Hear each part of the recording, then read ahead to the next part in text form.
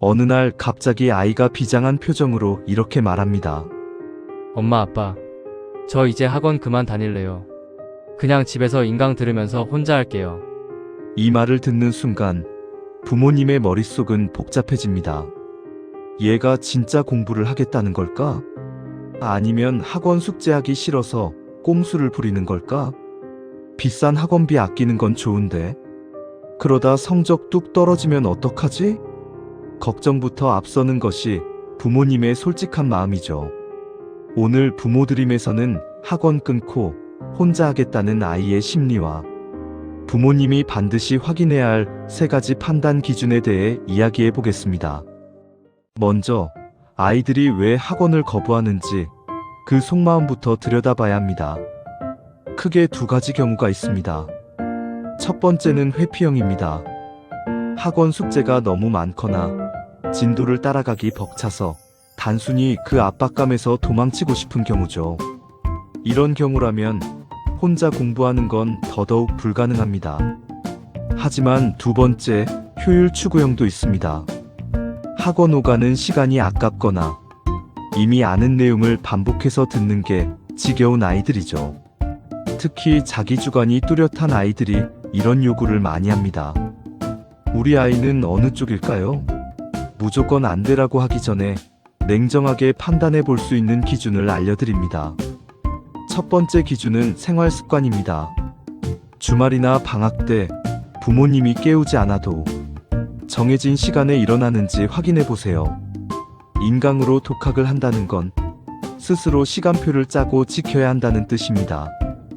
기본적인 기상 시간과 취침 시간이 들쑥날쑥한 아이라면 인강은 유튜브 시청이나 게임 시간으로 변질될 확률이 99%입니다. 2번째 기준은 완강 경험입니다.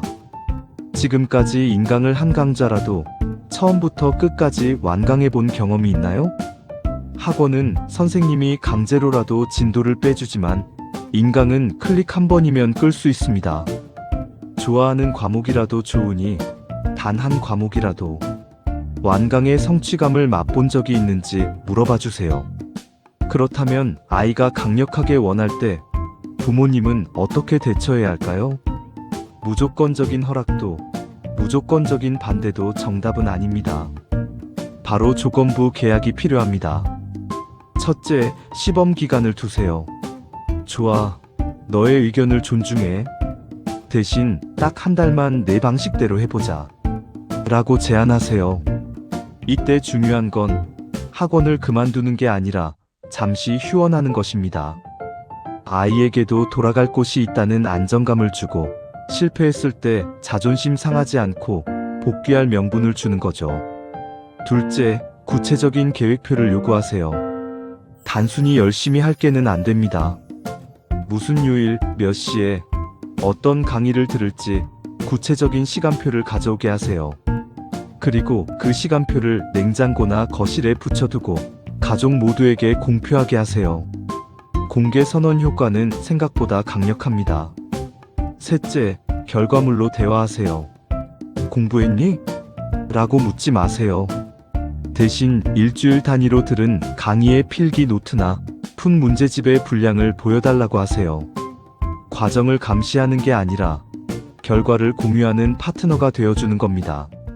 사실 아이가 학원을 끊겠다고 말하는 건 어쩌면 스스로 해보고 싶다는 독립심의 표현일 수도 있습니다. 비록 실패하더라도 스스로 계획을 세우고 실천해보는 경험은 누가 시켜서 억지로 앉아있는 시간보다 훨씬 값진 자산이 될 것입니다. 부모님의 불안함은 잠시 접어두고 아이의 도전을 현명하게 응원해주는 건 어떨까요? 오늘 부모드림의 이야기가 도움이 되셨다면 구독과 좋아요 부탁드립니다. 여러분의 꿈을 응원합니다. 지금까지 부모드림이었습니다.